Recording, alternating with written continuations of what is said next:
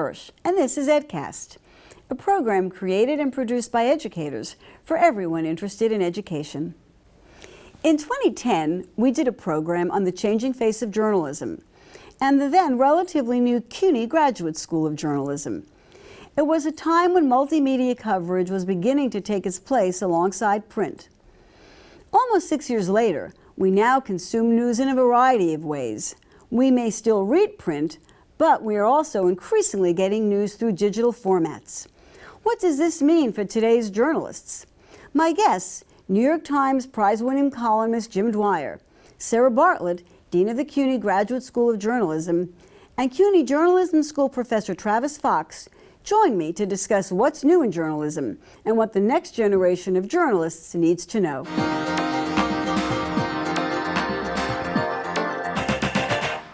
With me today are three of the city's leading experts in journalism and media. Jim Dwyer is a Pulitzer Prize-winning journalist, reporter, and widely read columnist at the New York Times. He is also the author or co-author of 6 books, including More Awesome Than Money, 102 Minutes, The Unforgettable Story of the Fight to Survive Inside the Twin Towers, False Conviction, and Subway Lives. Sarah Bartlett is the Dean of the CUNY Graduate School of Journalism. She was a reporter and editor for more than 20 years at news organizations, including the New York Times, Business Week, and Fortune. She's been at the journalism school since its inception and oversaw the business and urban reporting concentration. She was named the school's second dean in 2014. Travis Fox is the director of visual journalism at the CUNY Journalism School. He was a video journalist at the Washington Post covering foreign affairs, including the wars in Iraq and Afghanistan. Since 2010, he's been producing films for Frontline on PBS, and he won an Emmy for his coverage of Hurricane Katrina. Thank you all for joining me today on EdCast. Jim, I want to start with you. You've been a journalist for over 2 decades. Can you tell us a little bit about what your path was to becoming a journalist? I wish it was only 2 decades. Okay, maybe 3. We'll keep counting. Okay. I started writing when I was not far from here in Fordham. I was an undergraduate there, and there was, campus issues, and there was some great crusading editorials in the campus paper, and I was a biology major, and I thought, these guys are really doing good stuff. I wanted to join in and be part of it. So I finished up, got out by the skin of my teeth with my science degree, and went on to Columbia and got a master's there, and then worked through a bunch of small papers, eventually ending up at New York Newsday, which was a project that Long Island Newsday started in the mid-1980s, and was a great effort to improve city coverage and fill some holes that weren't going on at the time. And that came to an end in 1995, and eventually in 2001 I joined the Times. So I've been there for the last 15 years. So let me ask you, how would that compare to the career path of a person starting out today in journalism? Well, I think it's a lot harder to break into the industry. There's so many journalists who have, for whatever reason, lost their jobs, and so there's a lot of journalists who have experience who are on the job market. So if you're young and you want to get into the business, I think more than previously, journalism school, and I'm not just saying that to tout my own, is a pretty good route. 3 of the first 4 newspapers I worked at have closed.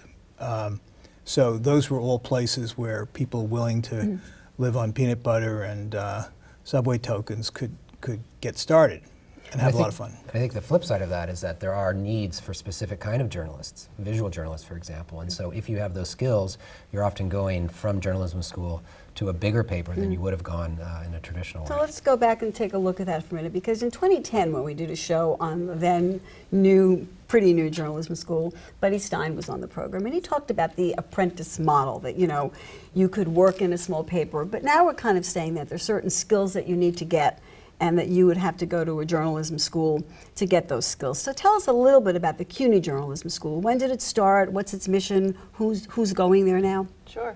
So we opened our doors in 2006, and at that time already you could see that the industry was beginning to really suffer in terms of profitability. So in some ways it seemed counterintuitive, But I think the chancellor then, Matt Goldstein, felt two things. One, that there were no public graduate schools of journalism in the entire northeastern United States.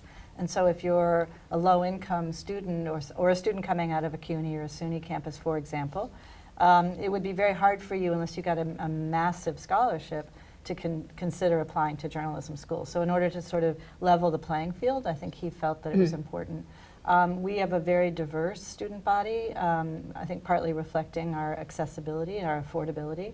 But also, the other great advantage for us is that we're very digitally oriented. We're digital first, if you will. And I think a lot of other journalism schools have had trouble transitioning from a more print-centric curriculum with faculty that are tenured and are more print-centric so we're in a very privileged position. We hired out of the box professors who had that orientation, and I think that's helped us. What's your enrollment picture like right now? Very strong. Currently we have 105 students in the class, which is twice the size of the first year when we started. We've seen steady enrollment increases. We've also launched 2 new degrees. We have a degree in entrepreneurial journalism and a degree in social journalism. And so I think adding in those new components has attracted more students. We're about to, can I just say, we're about to launch our Spanish journalism initiative. Wow, that's great. Which is only, there's only one other one in the entire country, which has already attracted more than 200 students expressing an interest. So I think we're on a growth path, and we're very lucky to be in that position. And are there more women showing an interest in journalism than there might have been in the past? That's been a pretty steady thing for us and for all journalism schools. I'd say about 2/3 of most graduate journalism schools are female, and so that's not really changed. I think I saw an interview that Jim gave where he said something like, the essence of journalism is telling a story, that reporting is telling a story. What do you say to that? Do you both agree with that, or do you see the essence of journalism as something else? Reporting is at the heart of everything we do. You can't, I mean, I think what's challenging for a journalism, either a prospective student or someone who just wants to enter the business, you not only have to be good at all the things that reporters have always needed to be good at, reporting, researching, storytelling, but now you have to add in data visualization, visual journalism, social media, audience engagement, and it's a whole new cast of skills that we have to teach and they have to learn. So it's a changing environment. And Jim, you had once mentioned in an interview also who some of your role models were. Who were they? Who were the people that encouraged you? Well, I read the tabloids when I was a kid in New York City, and they were. I liked the Columnist a lot. I liked Murray Kempton and Pete Hamill and Jimmy Breslin, and later on, Anna Quinlan was not much my senior, really, but she was a teacher of mine, actually, and Frank Klein's another great columnist at the Times. So we were just mentioning this whole new set of skills that you have to have, and it's sort of a constant with storytelling that, the guys who were painting, or the women, or whoever the heck it was that was painting caves back, thousands of years ago, all of a sudden somebody came along with papyrus. This was really messing up their whole business model. You couldn't charge people to come into the caves. Now anybody could just hand wouldn't last as long either. these things. You could hand them out in the street, Yeah. and it's been downhill ever since, I think, for the storytellers. But we're trying to keep up. Do you think today's students have role models as well, since journalism is so diverse right now? What do you think? absolutely. Absolutely. I mean, we had, just as an example, we had Ta-Nehisi Coates from The Atlantic as a journalist in residence last year, and he was a huge draw. I mean, we had lots of events, and he was sort of standing room only. So. Now, we've used this phrase, visual journalism. Tell us what visual journalism is. So, I mean, all journalism is converging, right? So we use the term visual journalism to define the different aspects of traditional visual journalism that is combined. So broadcast journalism, photography, documentary film, and now because the tools are more accessible and because you can present this content online in various media, we use the term visual journalism. Do you think all the new media is it making us better storytellers, and why do you think so, if it is? I think it is, especially for visual journalists, because it gives you more opportunities to tell a story. If you're a print reporter, you could tell the story in words, whereas our graduates are coming out of school and they have the tool belt, and in their tool belt they can tell a story in 360 degrees virtual reality. They can tell it in photos, they can tell it in video, and they can identify what's the best way to tell the individual story that they're telling. So what are the skills that a journalist today would have to have that maybe they didn't have to have when Jim was starting out? What do you need to be able to do? Well, again, reporting and writing. And those are the basics. Legal and ethical training, which is all standard, we required of everyone. And then cross-platform, so they have to be good at interactive data collection and presentation. They have to be very visually oriented. They have to have strong social media skills as reporting tools and also as distribution vehicles. I think that they have to have, I mean, some of them want to go into broadcast, so they need to learn broadcast skills. We require audio instruction as well. Many people are interested in podcasting these days, and it's really an important skill. Shooting video with your smartphone. I mean, it's a real variety. I mean, Travis can speak to that. That's what we're doing tomorrow in class, actually. But I think it's a balance. I mean, you can't be an expert in all those things, obviously. Right. And so there's different jobs in journalism. I mean, there are jobs for generalists that need to know a little bit of all of those things, and then there's jobs for specialists. And I think depending on the type of job our students are going for, they choose the path that's best for them.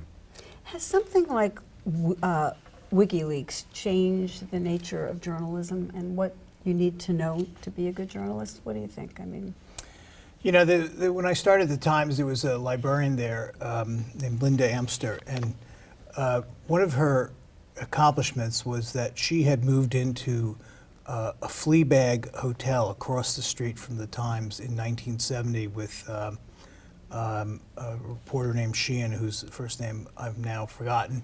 But and they spent 3 weeks in there with the Pentagon, or maybe more, 6 weeks in there with the Pentagon Papers, going through them, annotating them, figuring out what they were. That was WikiLeaks in a pre-digital age, you know, and Linda was our search engine.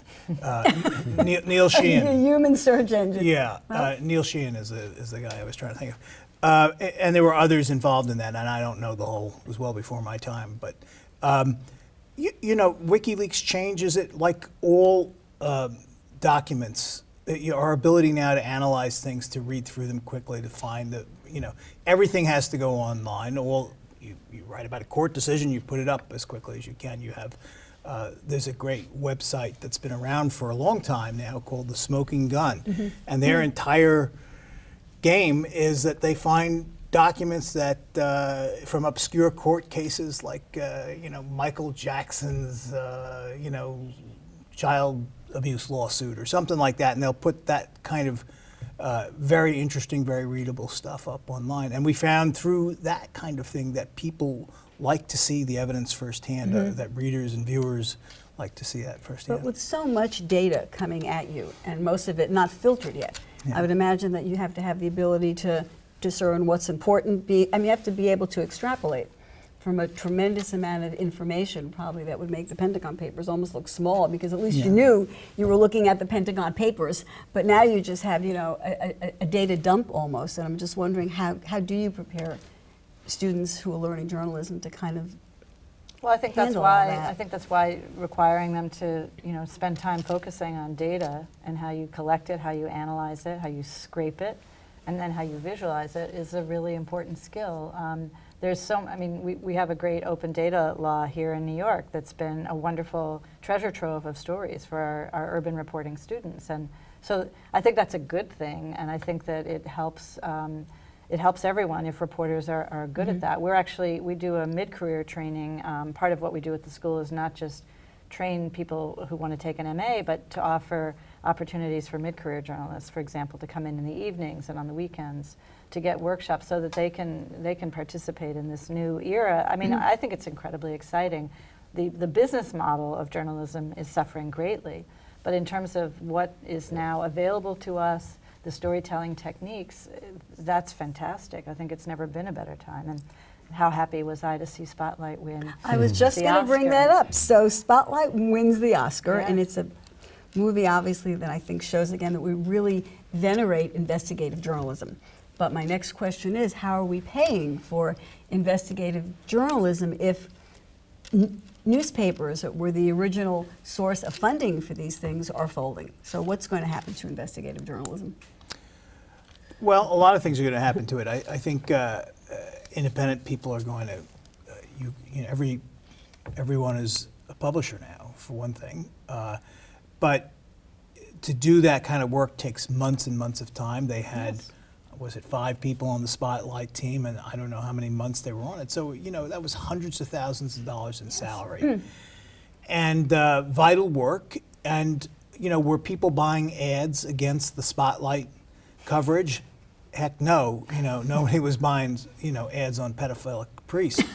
So it's a complicated problem. You have ProPublica out there now, the Marshall Project. There's some other independent not-for-profits that are backing this. I think universities are going to be a big source of, you know, important work in the years to come as the, you know, and you may have higher level reporting than just student reporting. Student reporting can be excellent, as we, you know, we've seen over and over again. But I think there may be more of a more journeyman type of level reporting there than just. You think they'll have open. the funding though? Well, I we mean, actually, it's an interesting, I'm glad you know that universities are a good source, because we actually have several grants that we've received precisely to commission investigative reporting stories, because there is this dearth of funding for it, and nothing could be more important. And so in addition to sort of nonprofit like the Center for Investigative Reporting and some of the ones that Jim mentioned, universities like ours are in fact generating stories. We're now in the publishing business as well. But I'm also talking about grants that we receive. For example, the McGraw-Hill Corporation, the family that owned that company, gave us an endowed gift. So we actually commission business stories that are investigative pieces, and we do that, and it's an endowment, so it will not go away. We recently got a grant from the Revson Foundation to commission investigative pieces about the New York City area, and we partner with the WNYCs, the ProPublicas, the New York Times of the world to ensure that they get wide distribution. So you're optimistic I am that optimistic. there will be. I think there's a recognition in this country that we need nothing's more important than having a thriving press, and that it's going to require philanthropic gestures. People, you know, if somebody wants to keep something covered up, human nature is someone else will want to uncover it. And that instinct, I just think if you look at the way human beings are, you know, news is not going to go away. I mean, we need story. You know, I think we need 3 things as human beings. We need food, sex, and stories. And the stories are what the news business provides. And whenever someone resists that, there's an impulse to expose it. And I think that in whatever form, I can't predict what it's going to be, that will find a way out. Water will seek its level. So you think, go ahead, Travis. I think that's true nationally, and I think that's true in places like New York. I mean, I think the risk is in smaller places in the Midwest, where smaller papers would devote a fairly sizable chunk towards investigative. I mean, I don't know how many investigative resources are in, you know, Dubuque, Iowa, looking at city council. So that's, I think, those smaller investigative stories, I think, is where we could see some problems.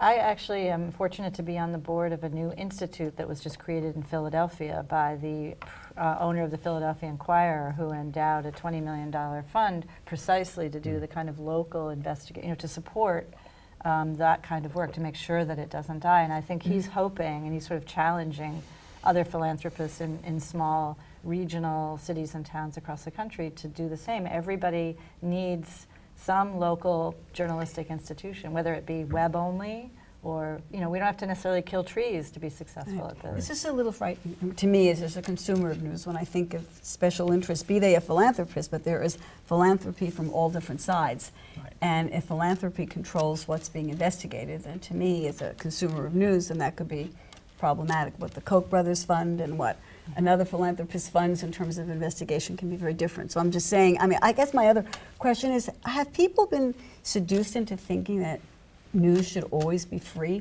I mean, when people put up paywalls, how is that going? Are people paying for their news? Do they, I mean, what's happening with that? Or do people think it should all be free? Working well. It's worked well for the Times.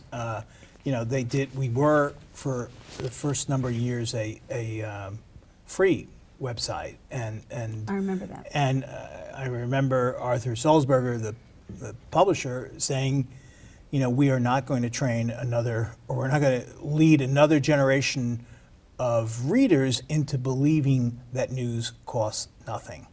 So the idea, Mark Thompson, who's now the CEO of the Times, who came from BBC, he kind of analogizes it to Netflix.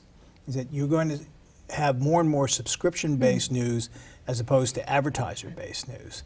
And, touch wood, that'll work out. It's gone very well at the Times. We're well over 1 million paying subscribers just for the digital edition. And then there's another vast number of people who get it free because they subscribe to the print. Like me. Like you. I think the question is how many New York Times organizations are there out there where Okay. you're going to get people really rallying and being willing to pay. Yeah. Just What to do go you back think? to Yeah. your, well, I think it's really a challenge, but I did want to Yeah. go back to you Sure. on the philanthropic Yeah. concern that you raised, which is a very valid one. I believe you can structure these arrangements so that you have a true firewall between the donor and the content that's commissioned. And in all of the cases that we've been involved with at the school, and also in the Philadelphia Inquirer situation, there is no ability of the donor to, there's no conversation, there's just no entry point there at all. So I do think that if you want to construct that wall, you can. In the case of But the if Koch the- brothers, they didn't choose to do that, and Right. the paper that they bought didn't have that option. Golly, the donor has it to be blew up willing. like a bomb. Yeah. And, it really was a mess. I mean, there's a lot of people of all different political perspectives who own newspapers in this, or news organizations in this country. I mean, there's the Scaife, I forget what his name was, John Scaife? Richard Scaife. Richard Scaife owned, was a very, very conservative guy who was sort of a predecessor of the Kochs, who owned a lot of papers and, in the prior generation. And no doubt there will still be, well, look at Drudge, what is Drudge? Right. Any number of people along the political spectrum who have vehicles, and that's okay. That's what we're supposed to have in this country. A lot of, So- rabid, crazy people. We Talking to have yourself. them, so success. Doing really We're well. doing really well on that. When print was king, obviously I think a job at the New York Times was the holy grail. I want to ask now, where are students getting their work and where are they going? You had alluded to it earlier, Travis. Where are they taking these skills and what kind of jobs are they getting? I think the New York Times is still a desirable place to work. Let's be clear about that. I'm sure that it is. In my world, we've had several students that have been video students, visual students at CUNY J School, and they went straight to the New York Times, for example. But that doesn't mean that's where, and traditionally it's been the final place in your career. It's not necessarily that anymore. So there's been leaders in multimedia journalism that have moved on from the Times. Amy O'Leary, for example, a leader in this field, went from the Times to Upworthy, for example. And so you see the New York Times not as the destination, but as one of many places to go along. And when students come to your program, do they know what they want to do, or I know you said you've modified the curriculum a great deal. Can you just tell us, especially for people who are listening and they're thinking of maybe going to the journalism school, what would that curriculum look like, and how will that curriculum prepare them for the changing face of journalism? So there's really three paths. There's three MAs. The primary one is the MA in journalism, and that you're going to get a multi-platform education. So you're going to get to play with all the audio and video and interactive tools that we have, as well as the traditional reporting and writing. And then you have to choose one of 5 subject areas. Now we're adding the 6th subject concentration, which is Spanish language journalism. But the other 5 are arts and culture, business and economics, international reporting, urban reporting, and health and science. So we really want them to have some subject area expertise. We think that's important when they're looking for work afterwards. The other 2 degrees are more specialized. Entrepreneurial journalism is really designed for people who want to create their own news outlet. And so they'd get a lot of business skills and learn how to sell ads and really generate a business plan. And then the 3rd is social journalism, which is the newest and maybe the hardest to explain, but it's a mix of community organizing, journalism, and technology. Using social media tools to engage an audience and not focus so much on the journalists as a byline generator, but really focus on building community around information. And where do you see the role of print? Where does everyone see the role of print? Well, I think writing is a martial art for the mind, and it helps you to focus and think and analyze in a way that other disciplines might not.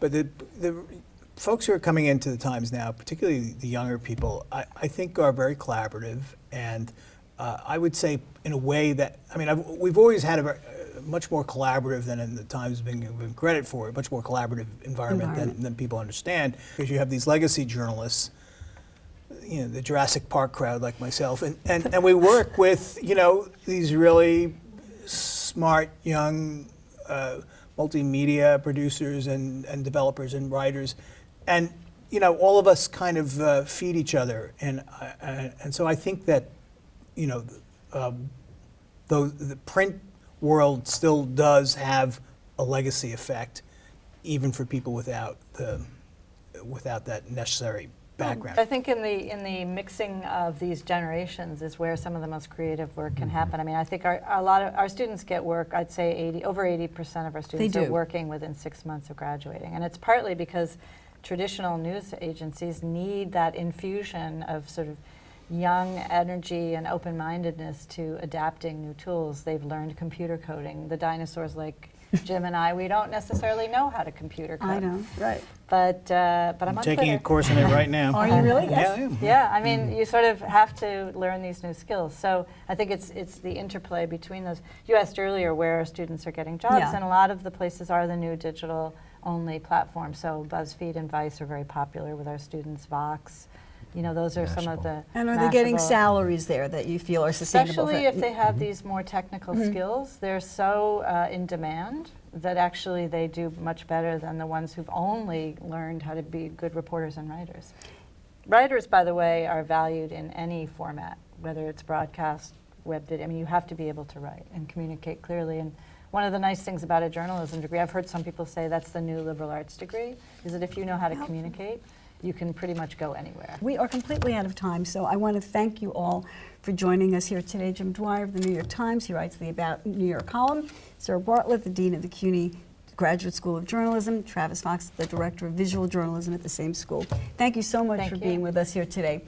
Don't go away. We'll be right back with our Ed Bites.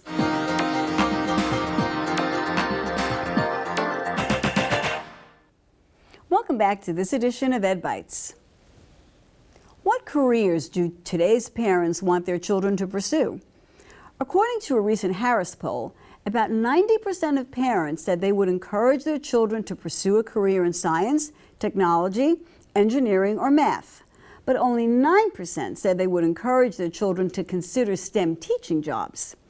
Parents might be interested to learn that another survey shows most teens, while interested in technology, do not want IT jobs. Arts educators have long touted the benefits of the arts in improving student learning.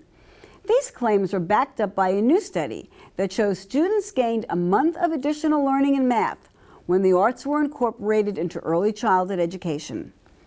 Students taught by teachers who collaborated with art teachers in creating math lessons outperformed their peers on the early math diagnostic assessment.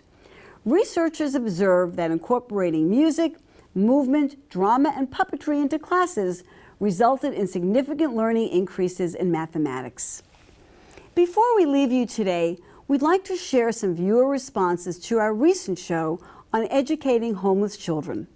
From an upstate viewer, it's a problem everywhere in New York State. From New Jersey, thank you for highlighting this situation. And a viewer in New York City asked, why does this situation persist? It's much too sad. We welcome your comments, so please write us at cunyedcast@gmail.com or go to our Facebook page. That's it for this edition of EdCast. Till next time, class dismissed.